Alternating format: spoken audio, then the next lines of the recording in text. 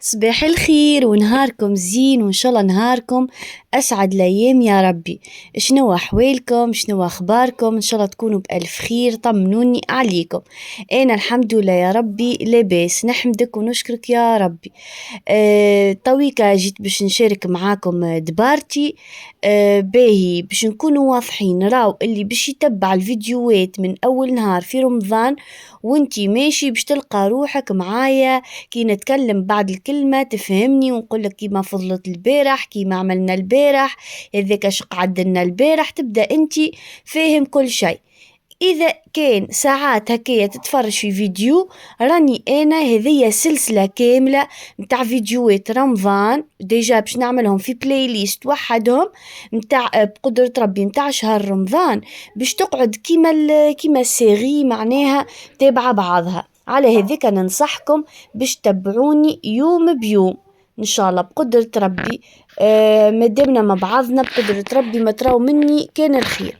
أي سيدي يا بن سيدي لهنايا من غدوة فضلت لي شربة الشعير، مش فضلت بالذمة، طيبت متاع نهارين، طيبت كونتيتي باهية متاع نهارين، وفضلت لي شوية قلاية زادة. أي قلت شنو باش نعمل يا صابرين؟ شنو باش تعمل؟ قلت برا نعمل طاجين ملصوقة ونعمل هالفخيضات هذوما مصليين في المقلة بالبابي كويسون كيما عملناهم قبل، ويزي فيه البركة. حتى من السلطة الخضراء صدقوني اللي قصيناها مع بعضنا البارح متاع البسباس والفجل، صدقوني صحن كيما هو. خرجته من الفريجيدير، نحيت البابي سيلوفان، خرجته قبل بساعة، رجع معناتها ماهوش بارد يقعد ما نجمو ناكلوه كل، وحطيته فوق الطاولة. أما اليوم كليناه الحمد لله. هذوما الفخيضات حطيت هاني نشرح فيهم كيما تراو فيا باش الفاح يدخل في وسطهم بالكدا جاو فايحين، اللهم صلي عني بين ودكم ولا نشهيكم. باهي وش عملت قبل هذايا؟ راكم شفتوني اخذيت دجاج، شوية صدر دجاج، شوية جوانح اللي عندي حسيلو، اخذيت حطيت عليهم بصلة جيدة، كركب وملح وزيت، وحطيتهم يتقلوا. وبعد ما رقتلهم خليتهم يطيبوا هذوكم التختوخ متاع الطاجين الملصوق. تنوريكم طريقتي في طاجين الملصوقة كيفاش يجيكم طري وبنين بنين وفايح فايح، يعمل 66 كيف والله. المهم راو التختوخ متاع الطاجين هو أهم حاجة في الطاجين ملصوقة. جيت لهنايا للفخوذات بتاع الدجاج وشوية زدر لليعقوبي، حطيت باش نفوحهم، حطيت لهم شوية تابل، شوية كمون، كليلو زعتر، كركب، ملح، عصرت عليهم عصرة قارص، وباش نخلط الخليط ذا الكل في بعضه. نزيد معاهم بعد شوية زيت باش الفاح يزيد يتحل ويدخل في وسط الدجاج، والدجاج متاعنا يجي راوي. باش نوا زدت انا معاهم، زدت لهنايا البصل، خذيت هكايا البقية متاع البصلة اللي قصيتها في تختوخ الطاجين، جيت قصيتها جيدة مع الدجاج، وقعدت هكايا نفرك فيهم بيدي بالكدا. راهو جاي نودكم ولا نشهيكم، راكم تتخيلوا في ريحة الدجاج مع البصل مع الفاح مع الكليل والزعتر. نعرف اللي الناس الكل تتخيلوا فيها حاجة خفيفة بنينة فايحة تعمل 66 كيف في شقان فطر. زدت معاهم بعديك تو تشوفوني شنو زدت حسيلو بنة على 100 والله. لانيا هاوكا كما شفتوني حطيت لهم شوية زيت زيتونة وقعدت نفرك فيهم ونقول ما فركتش، نفرك ونقول ما فركتش. حاسيلو لهنايا. وبعد تو تشوفوني كيفاش فرشت البابي كويسون في المقلة. ديجا هذيا شاركتها معاكم الطريقة متاع خذيتها من مطبخ قطوف كيفاش طيبت الدجاج في المقلة، تحت منه بابي كويسون ويجيكم الدجاج مشوي يعمل 66 كيف. حسيلو بالحق اللي مازال ما جربش الطريقة هذية يجربها وعلى ضمانتي. يحب يدخل القناة مطبخ قطوف يشوف الطريقة الأصلية كان تحبوا تدخلوا معناها تشوفوا، سينو هاني أنا ما قصرتش، معناتها كيما هي عملت أنا عملت ووريتكم. أول حاجة خذيت المقلة حطيت فيها شوية زيت، شوية متاع مغرفتين هكاكا، بعد تفرش عليها البابي كويسون وتزيد زادة مغرفتين زيت فوق البابي كويسون باش الدجاج يطيب وما يلصق لكش، معناتها يطيب في حقه وما يلصقش في البابي كويسون ويتفتفت وكل شيء. راهو في ساعة يطيب، عسوا عليه تقلبوه هكايا مرتين ويطيب في ساعة في ساعة في ساعة. وقت اللي تلقاوه سيب ماء برشا برشا في وسط المقلة تعريوا عليه وتخليوه لين ينشح، وقتها الدجاج متاعك طاب أموره مريقلة. بالحق طريقة سهلة رحمة، تعرف تريد تضيع عليك الدبارة ما عندك ما طيب تحط هذيا تك تك يطيب نصيف ساعة إلا هو طاب معك، تعمل معاه شوية فريت مثلا وبريك يزي فيه ألف بركة، والله صحة وبالشفاء اللي باش ياكل واللي باش يجربه. باهي التختوخ متاع الطاجين غاديكا قريب يطيب زادة، كما قلت لكم خليت فيه ما خليتوش ينشح على الاخر الدجاج. لهنا مديت الطبق اللي باش نعمل فيه الطاجين ملصوقة، جيت ساعة لهنا للدجاج باش نقلبو، باش نقلبو هذه المرة الثانية نورمالمون. سيسو عليه راهو بالحق راهو في ساعة يطيب في ساعة، مش نورمال قدش سريع الطريقة هذية. في ساعة يطيب، في ساعة ياخذ لون، في ساعة يطرى هكا يبدا راوي من الداخل، فهمتوا؟ يمكنك البابي كويسون هذاك يزيد يسرع في عملية الطياب متاع الدجاج. هذا التختوخ سيبون، خرجت الدجاج باش نفتفتو والا باش نرحيه فك الأشوارة الصغيرة هيكي، والتختوخ هذاك باش يعاوننا باش ننفخوا الوراق متاع الملصوقة. لهنا شنو جيت عملت؟ جيت قشرت كعيبات سفنارية، قصيتهم رونديلات، حطيتهم يغليوا على النار عالية شوية خاطر معش بكري الوقت هذاك، حطيت لهم مغرفة هريسة عربي ومغرفتين زيت زيتونة وخليتها تطيب على روحها. بعد زدتها الملح في الاخر على خاطر انا نسيت. نجيو لهنا للطبق اللي باش نطيبوا فيه الطاجين ملصوقة، دهنتو شوية بالزبدة ولا مارغرين ولا ما عندكمش حطوا شيشة زيت، ما فما حتى مشكل ما تقفوش. دهنت الطبق شوية زبدة وباش نبدأ طويكة نغلف فيه بالملصوقة. تعرفوش معناتها نغلف فيه؟ نغلف القعر ولا جنب الكل بالملصوقة. هاكم باش تشوفوني كيفاش حطيت الوراق. نعرف اللي برشا يعرفوا يعملوا طاجين ملصوقة، اما ساعات فما شكون يتفرج فينا يبدأ مزال مبتدئ في الكوجينة وكل شيء، تلقاها مازالت كي دخلت للكوجينة تحب تاخو فكرة، فهمتوا؟ لهنا نجيو لك الوراق ذوكم اللي فرشناهم ونشخشخوهم بالتختوخ متاع الطاجين، يجيكم بنا كالطاجين متاع الملصوقة. جربوها وتفكروني.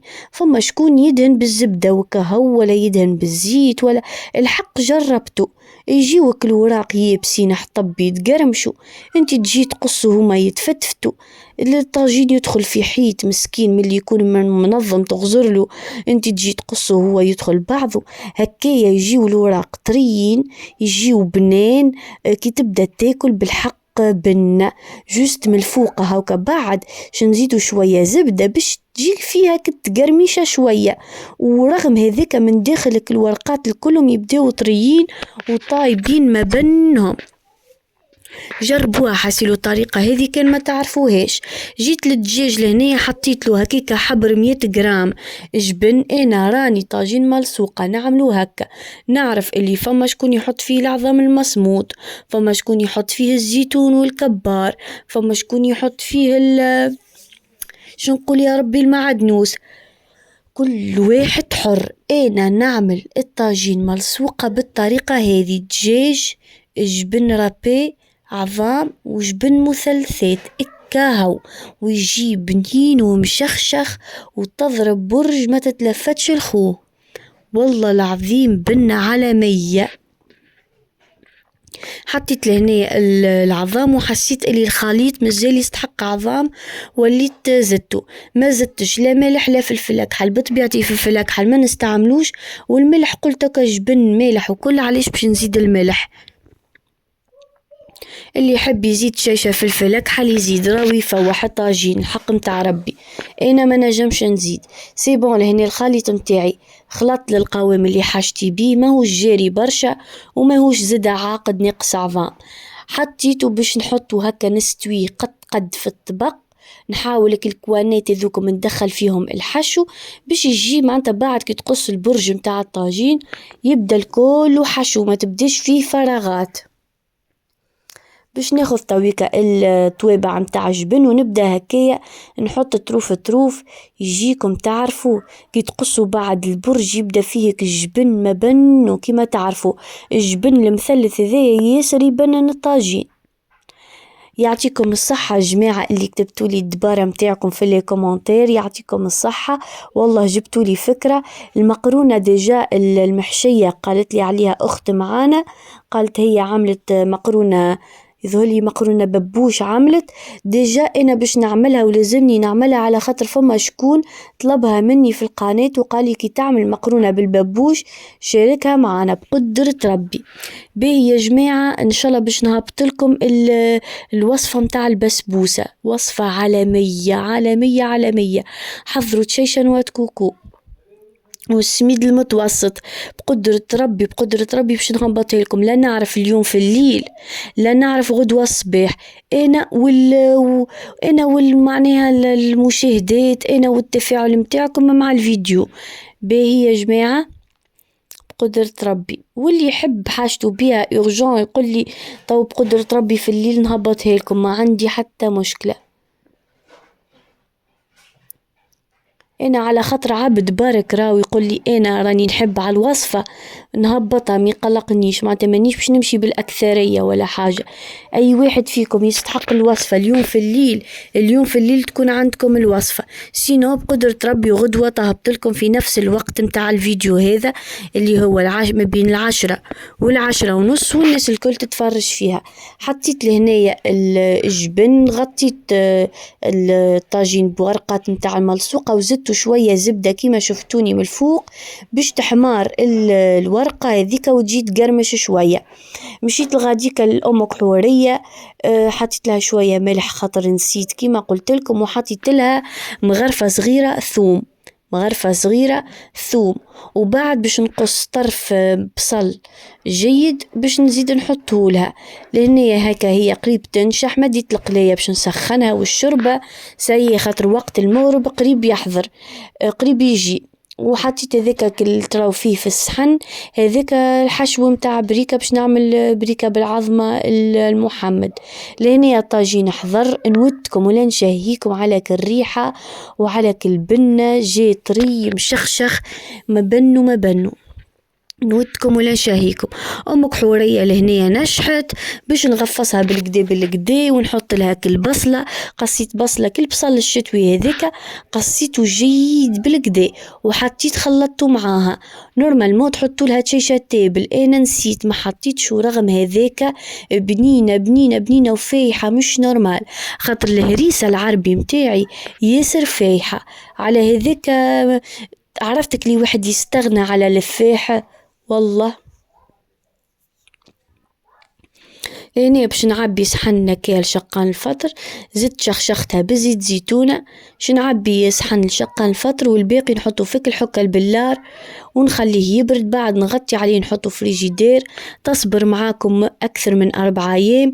وقت اللي يعينكم تمدوا تحطوا صحين نودكم ولا نشهيكم.